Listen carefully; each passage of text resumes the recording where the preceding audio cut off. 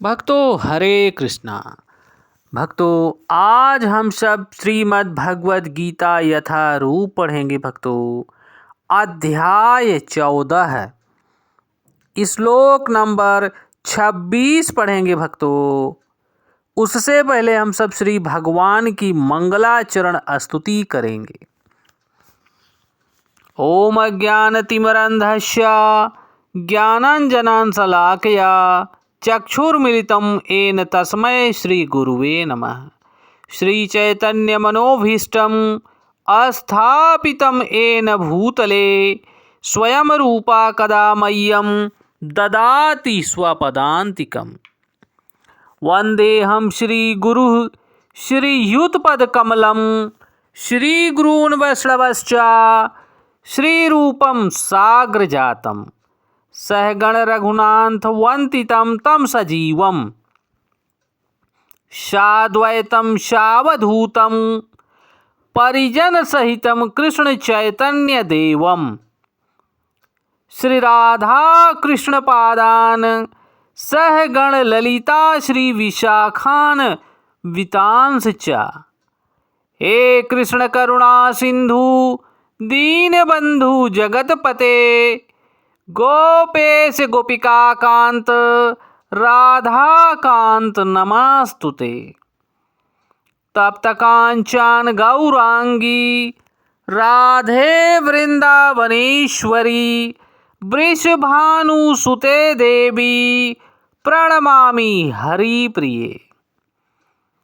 वाञ्छाकल्पतरुभ्यश्च कृपा सिन्धुभ्येव एव च पतितानां पावनेभ्यो वैष्णवेभ्यो नमो नमः। जय श्री कृष्ण चैतन्य प्रभु नित्यानंद श्री अद्वैत गदाधर श्रीवासादि गौर भक्त वृंद। नमः ओम विष्णुपादाय कृष्ण पृष्ठाय भूतले श्रीमते भक्ति वेदांत स्वामिनि इति नामिने। नमस्ते सारस्वती देवी गौरवाणी प्रचारिणे निर्विशेष शून्यवादी पाश्चात देश तारिणे। हरे कृष्णा कृष्ण कृष्णा हरे हरे हरे राम राम राम हरे हरे। हरे कृष्णा कृष्ण कृष्णा हरे हरे हरे राम राम राम हरे हरे। श्री भगवान उवाच माम चा यह अभिचारेण भक्ति योगेन सेवते सह गुणान समतीत्य एतान ब्रह्म भुवाय। भक्तों यहाँ पर श्री भगवान बोल रहे हैं। भक्तों श्री अर्जुन जी को निमित्त बना के भक्तों हम सब बद्ध जीवों के लिए भगवान इस ब्रह्म ज्ञान को श्री अर्जुन के द्वारा वितरित कर रहे हैं। भक्तों जो समस्त परिस्थितियों में अविचलित भाव से पूर्ण भक्ति में प्रवृत्त होता है वह तुरंत ही प्रकृति के गुणों को लांघ जाता है और इस प्रकार ब्रह्म के स्तर तक पहुंच जाता है। भक्तों यहाँ पर भगवान किस प्रकार से भक्तों जीव के विषय में बता रहे हैं कि जो जीव अविचलित भाव से पूर्ण भक्ति में प्रवृत्त हो जाता है वह तुरंत ही प्रकृति के तीनों गुणों को लांघ जाता है। भक्तों इसी तरह से हम सब बद्ध जीवों को भगवान के चरण कमलों में समर्पित हो जाना चाहिए। भक्तों यहाँ पर जगत गुरु स्वामी श्रील प्रभुपाद भक्तों तात्पर्य दे रहे हैं। यह श्लोक अर्जुन के तृतीय प्रश्न के उत्तर के स्वरूप में भगवान इसका उत्तर दे रहे हैं।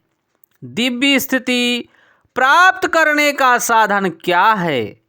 जैसा कि पहले बताया जा चुका है, यह भौतिक जगत प्रकृति के गुणों के चमत्कार के अंतर्गत कार्य कर रहा है।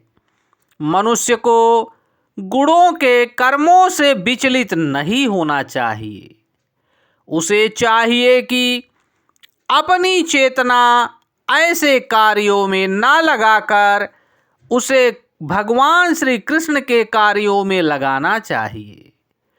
कृष्ण कार्य भक्ति योग के नाम से विख्यात है, जिसमें सदैव भगवान श्री कृष्ण के लिए कार्य करना होता है।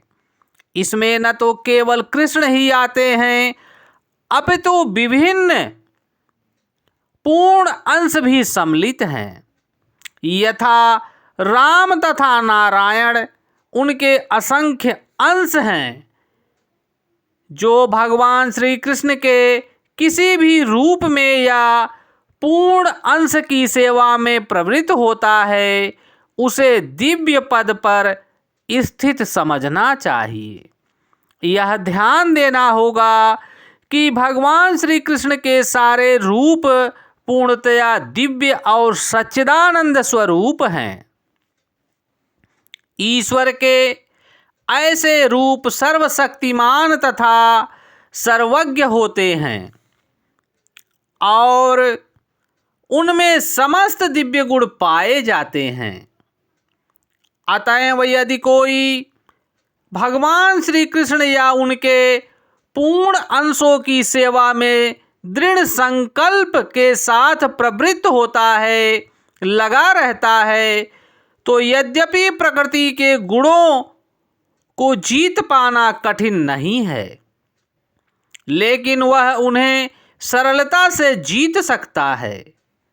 इसकी व्याख्या 7वें अध्याय में पहले की जा चुकी है। भगवान श्री कृष्ण की शरण ग्रहण करने पर तुरंत ही प्रकृति के गुणों के प्रभाव को लांघा जा सकता है। कृष्ण भावना अमृत या कृष्ण भक्ति में होने का अर्थ है कृष्ण के साथ समानता प्राप्त करना। भगवान कहते हैं भक्तों कि उनकी प्रकृति सच्चिदानंद स्वरूप है और सारे जीव परम के अंश हैं। जिस प्रकार सोने के कण सोने की खान के अंश हैं, इसी प्रकार जीव अपनी आध्यात्मिक स्थिति में सोने के समान भगवान श्री कृष्ण के ही समान गुण वाला होता है। किंतु व्यष्टि तत्व का अंतर बना रहता है, अन्यथा भक्ति योग का प्रश्न ही नहीं उठता। भक्ति योग का अर्थ है कि भगवान हैं, भक्त भी है तथा भगवान और भक्त के बीच प्रेम का आदान प्रदान चलता रहता है।